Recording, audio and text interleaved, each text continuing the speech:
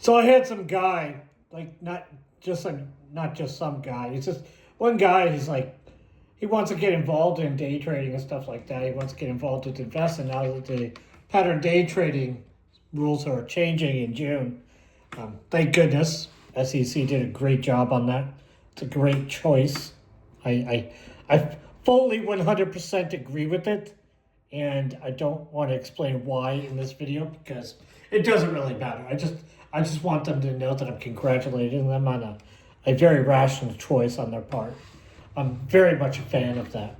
But this guy asked me if I could write a trading bot for him for his use, personal use in his private life on his cell phone, so he could have it running during the day. It would just run in the background and do whatever it would do, like all day, like whatever.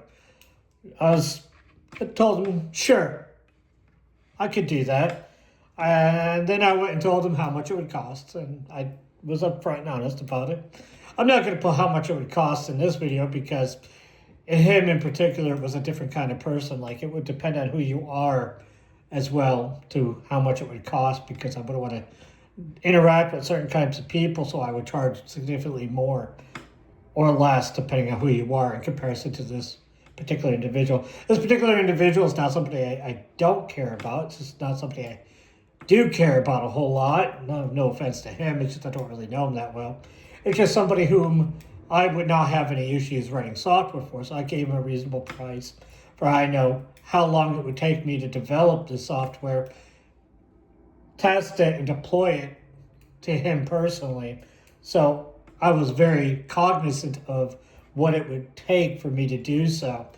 And he asked me why such a price, because I'm not sure if the price was exorbitant or seemed cheap to him. I'm not exactly certain how he perceived that, but the response to that was, well, you'd have to pay my per diem, which means my hourly rate of consulting per one day for me to answer that exact question rationally because of the amount of work that would require for me to build said app in the first place. Even the knowledge on how to build such an app in the first place brings into question the knowledge and the cost of obtaining knowledge. And everybody assumes that this stuff, it's just time, and like our time is not valuable. And many people balk when they hear the cost of developing secure, reliable technology and software with a reliable, period of time where I would version it for your cell phone and whatever OS you're running until whatever time period expired, depending on the initial agreement. I'm not on Fiverr, okay? I only do this stuff when people, present a problem, and I'm okay with writing software for that particular individual. To be honest with you, if somebody else had asked me, I probably would have told them, no, thank you, I don't do that kind of thing. This person in particular, I would have, because I know they helped me in the past, and I would have no issues writing the software. I would charge money for it. And we come back to that crust that, people have become accustomed to stuff like Fiverr and Upwork, and what's the other one? I think the other one is Freelance. I think that's the name of it. I'm not 100% certain what it's called.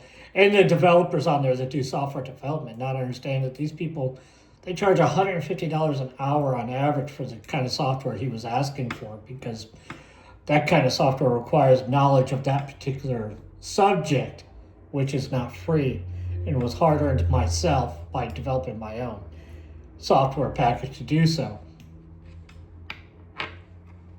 I am not going to rain on anyone's parade, but the ability to do so on a cell phone without killing your cell phone battery is not very easy. It is not easy at all. Am I going to say that, certain people should not be doing it, writing that software? Yes. Some people should not be writing that software for a reason. These platforms have security issues. They have security issues because that's where all the money's at. Like these platforms that you're interacting with to do these kind of things are literally where all of the money is at. Like when you transfer money from your bank, it's not going anywhere because the bank itself has a direct connection. They have their own internal network. When you're on a exchange that allows for you to interact with the API, it's beaten. Like it gets attacked daily, constantly. Like their API front end is constantly being DDoS'd or attacked somehow. There's always somebody trying to gain access to their front ends. And I'm not going to name the exchange in question at this point because it doesn't matter which exchange it is. These exchanges are constantly under fire. If you ran one of them, the tech side is a nightmare. That front end and that API has got to be perfect, literally perfect. There are no spaces for you to mess up. You can't mess up in designing an API for a company like that. And if you expect me to develop a front end for you and you want to use API stuff to gain access to it, my software also has to be equally perfect, and perfection takes time. It takes a lot of testing on that API. I have to actually either, if I don't have an account with that company, I have to create an account with that company. I have to do that personally because I don't have enough assets to move in to start a business account with them. And then I have to mess around with my own money inside of that account. Do you understand? And I'm not trying to be disrespectful to you in general, but I've had a few people come up and ask me if I would develop that. It's like, it's not free. Like, it takes time to develop that. If it were easy, anybody could do it. But if you ask me to do it, then that's something, like, I can't do that overnight. Like, I could throw out an API that work on something, say, like Alpaca overnight, because I did it last week. Literally last week. Is it safe and secure?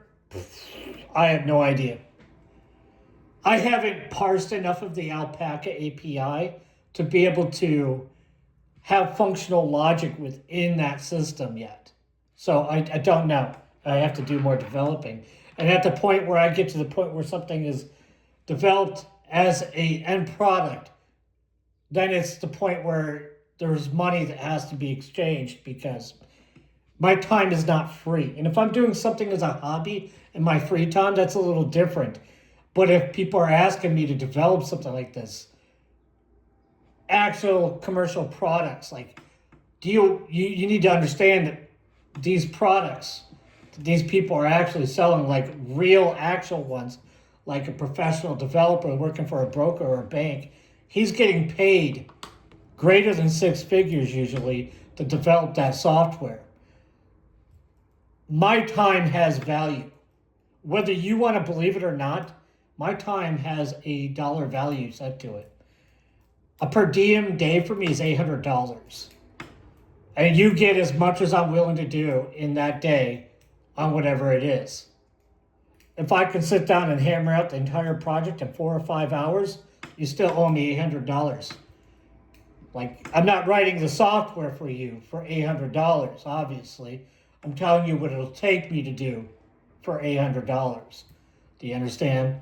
So if that's the thing, and I don't have any kind of fancy smancy things. I'm not like one of these high prestigious guys. Like, I don't have like, a stuffy shirt and a tie and a tweed suit with English buttons or whatever they are.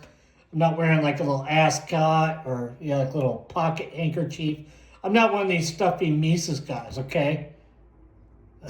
I understand there's a lot of misconception that not everyone can be Jeffrey Tucker, okay? Nobody can compete with Jeffrey Tucker and his sense of style. Not everybody can be him, okay? Obviously, the conversation becomes an issue of payment, and you need to understand stealing from me is not payment. Threatening me is not payment. Trying to coerce me into developing something for you is not consistent with libertarian idealism, and definitely is not consistent with any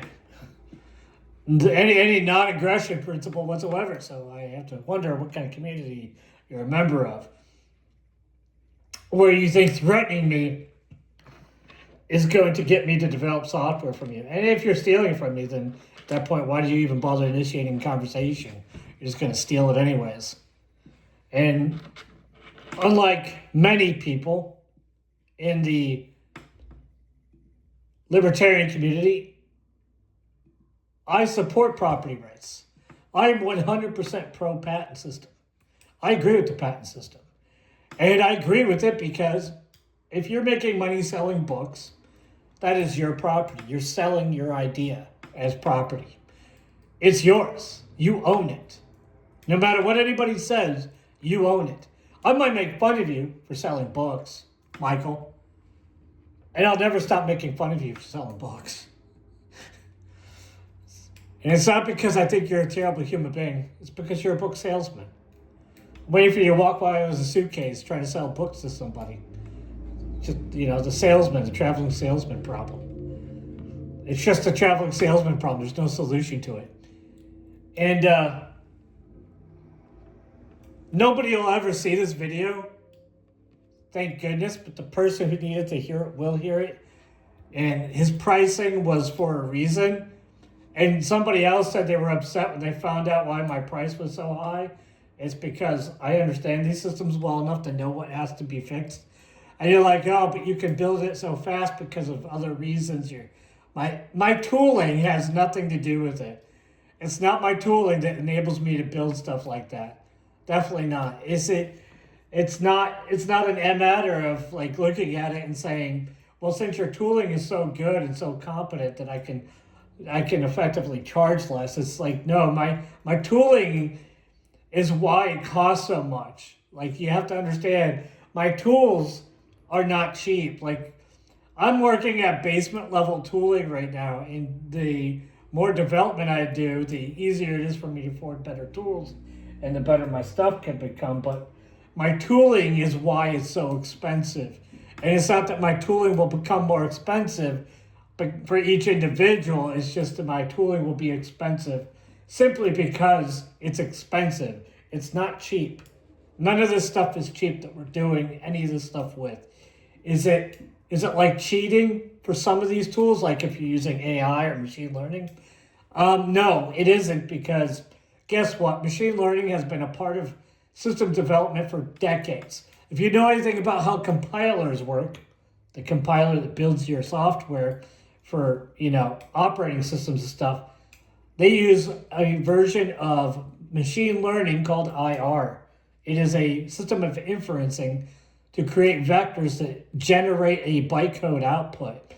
It's nothing new. Like, the difference is, instead of you having to generate the translation from plain English to prompt language, is you have to write the prompt language directly in some kind of machine syntax that can be parsed into bytecode and then turned into whatever machine code it needs to be. But basically, same thing. There's predictive algorithms involved in a compiler as well. This is all old hat. Anybody, at least it is to me. I don't know how much compiler science any of you guys get into. I had this weird obsession with compilers for about 10 years. It was really bad. It was terrible. I came to the conclusion that LLVM is probably the best compiler ever invented, and I still stand by that. The Clang is amazing. It is a great compiler. I know somebody else will look at it and be like, no, they'll argue with me. And I'll tell you, no, you're just wrong. Clang is an amazing compiler.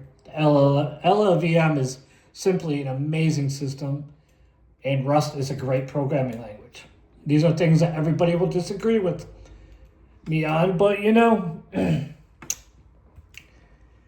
that's your choice. You can choose to be mediocre, or you can choose to be non-mediocre. It's up to you, man.